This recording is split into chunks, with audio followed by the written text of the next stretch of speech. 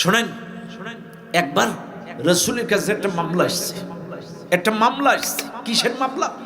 এক ইহুদি এসে নালিশ করছে, হুজুর হুজুর আপনার সাহাবী আবু বকর আমার এক ঘুষি মেরে নর্দমার মধ্যে ফেলায় পচা পানি খাওয়াইছে।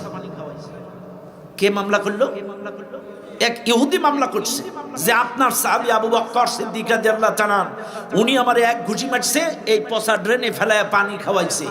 তখন নবী বিশ্বাস করে পাচ্ছে না যে আবু বকর এই কাম করবে। তখন বলছে, এই সত্যি করে কও তো আবু বকর না ওমর? বলছে না আবু বকর। আবার কও আবু বকর না ওমর? না আবু বকর।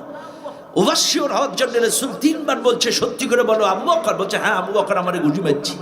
রাসূল আবু বকরকে ডাকাইছে, ডাকায় বলতেছে, আবু বকর তুমি কি ইহুদিরে গুজি মারছো? বলো হ্যাঁ মারছি। কেন মারছো?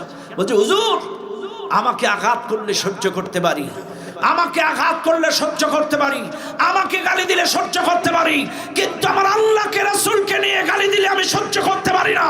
এই ইহুদি আমার আল্লাহকে নিয়ে গালি দিয়েছে, আমি সহ্য করতে পারি না। এক ঘুষি দিয়ে ওরে নর্দমার মধ্যে ফেলাইছে।